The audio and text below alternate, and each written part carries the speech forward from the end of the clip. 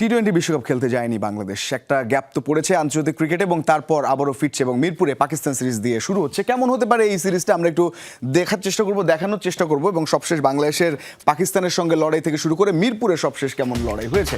Bangladesh Pakistan ODI সবশেষ 5 match আমরা যদি দেখি তাহলে 2023 অক্টোবরে বাংলাদেশ 204 করেছিল, পাকিস্তান সেটা জিতে যায় 105 বল হাতে রেখে 7 উইকেটের একটা জয় পাকিস্তান পেয়েছিল। এটাই সবশেষ ম্যাচ।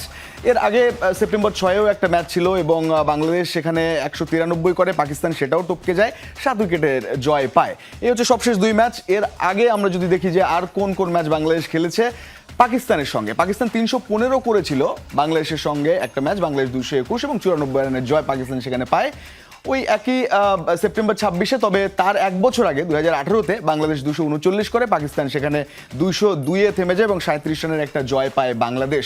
তো বাংলাদেশ পাকিস্তানের সবশেষ 5 ম্যাচের যে পঞ্চম ম্যাচটা সেটা তারা খেলেছে এপ্রিল 22 2015-তে।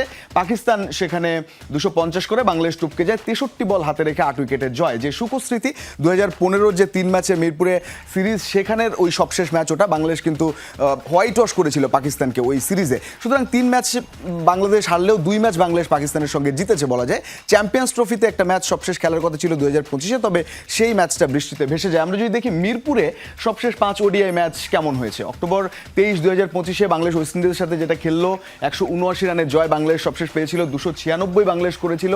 সেই ম্যাচটাতে সৌম্য সাইফ দুর্দান্ত একটা জুটি গড়েছিলেন এবং তার আগে ওই বাংলাদেশ ওয়েস্ট ইন্ডিজের সঙ্গে তার আগের ম্যাচটা সুপার ওভারে গড়ায়, 213 করে 2 দল রান করে। তবে সুপার ওভারে ওয়েস্ট ইন্ডিজ ওই ম্যাচটা জিতেছিল।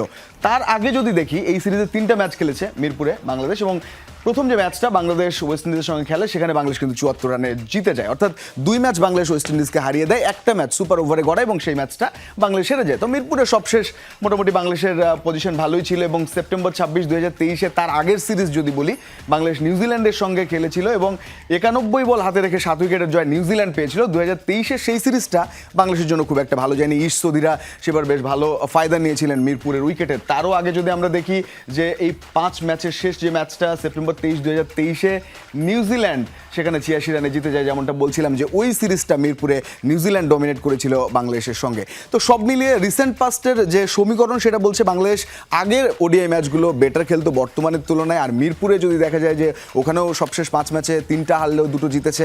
যদি তারও পিছনে যাওয়া যায়, দেখা গেল পাকিস্তানকে হোয়াইট ওয়াশ কিংবা আমরা ওয়েস্ট ইন্ডিজ সিরিজে ভালো করা দেখতে পারি। তবে একটা মধুর সমস্যায় তো বাংলাদেশ পড়বে এই 3 জনকে নিয়ে। 3 জনই ওপেনার, অর্থাৎ সাইফ এবং সৌম্য। তারা ওয়েস্ট ইন্ডিজ সিরিজের যে ম্যাচটার কথা বলছিলাম সবশেষ ম্যাচে 196 রানের ওপেনিং জুটি তারা করেছিল। তো একটা সুপ্রিম টাচে তারা সে সময় ছিল এবং আন্তর্জাতিক ক্রিকেটে সেই তাদের ভালো পারফরমেন্স সবশেষ। তানজিদ তামিম যদি অন্যদিকে দেখি তাহলে ঘরোয়াতে তিনি দুর্দান্ত করেছেন। একটা প্রস্তুতি ম্যাচ সবশেষ হলো, সেঞ্চুরি হাঁকিয়েছেন তিনি। বিসিএল এ অলমোস্ট একটা 190 আপ তিনি খেলেছেন এবং যে অদম্য কাপ হলো বিশ্বকাপ খেলতে না যাওয়ার কারণে টি-20, সেখানে 80 ওয়ার্ডস একটা রান তিনি করেছেন। তো 3 জনই ফর্মে আছেন।